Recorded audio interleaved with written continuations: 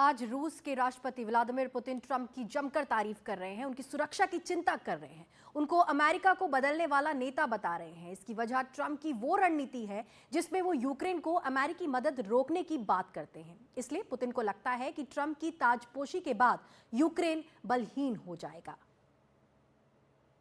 From this day forward, a new vision will govern our land. From this day forward, it's going to be only America first.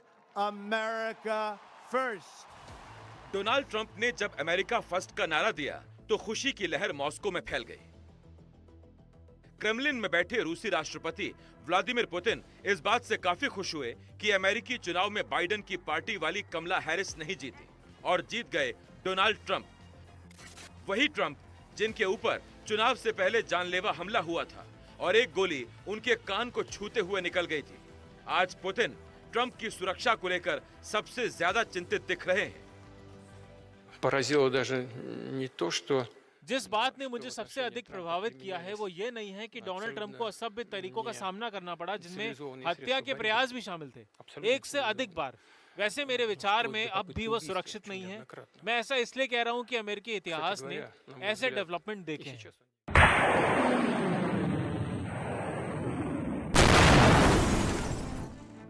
रूसी राष्ट्रपति Vladimir Putin ने सपने में भी सोचा नहीं होगा कि यूक्रेन जैसा देश उनके सामने युद्ध में 33 महीनों से ज्यादा टिका रहेगा। वो ट्रंप को लेकर इसलिए अच्छी बातें कर रहे हैं। ट्रंप ने यह साफ कर दिया था कि वो अमेरिकी संसाधनों का इस्तेमाल अमेरिका के लिए ही करने वाले हैं, यानी यूक्रेन और नेटो जैसे संस्थाओं पर वो पैसा खर्चा करने के पक्ष में कतई नहीं दिखते।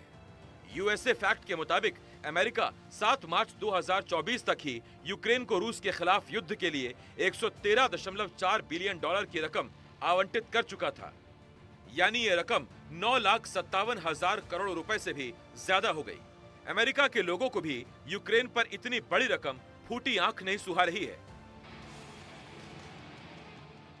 इसीलिए ट्रंप की जीत के बाद एक तरफ जहां अमेरिका के लोगों को लगता है कि उनका पैसा उनके ऊपर ही खर्च होगा, वहीं रूस को लगता है कि अमेरिकी मदद बंद होगी तो यूक्रेन सरेंडर कर देगा।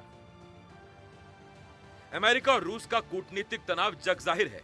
फिर भी ट्रंप की जैसी तारीफ पुतिन ने की, वो नए समीकरणों को दिखाती है। ну, я думаю, что он человек умный. वो एक चतुर और सतर्क व्यक्ति हैं। मुझे आशा करनी चाहिए कि उन्हें जो कुछ हो रहा है उसका एहसास है। सबसे बढ़कर मुझे ये देखकर आश्चर्य हुआ कि उन्हें अपमानजनक और निराधार न्यायिक प्रक्रियाओं और आरोपों आदि का सामना भी करना पड़ा। 33 महीनों से जो युद्ध का मंजर रूस और यूक्रेन के बीच दिख रहा है, उसका खात्मा क्या ट्रंप करा सकते हैं? ट्रंप ने कहा था कि वो राष्ट्रपति होते तो युद्ध होता ही नहीं, लेकिन ये इतना आसान नहीं होगा, क्योंकि ये साफ नहीं है कि ट्रंप युद्ध रोकने के लिए पुतिन को कैसे मनाएंगे। क्या ट्रंप के कहने पर ज़ेलेंस्की और नेटो के दूसरे देश युद्ध रोकने को तैयार होंगे?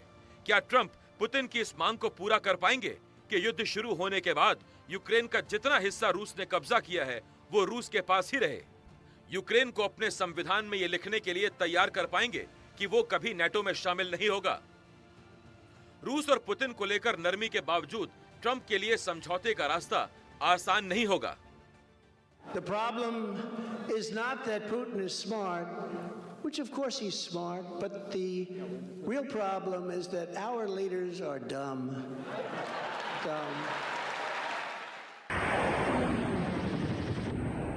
जाहिर है कि चीजें जितनी आसान दिखती हैं, उतनी है नहीं।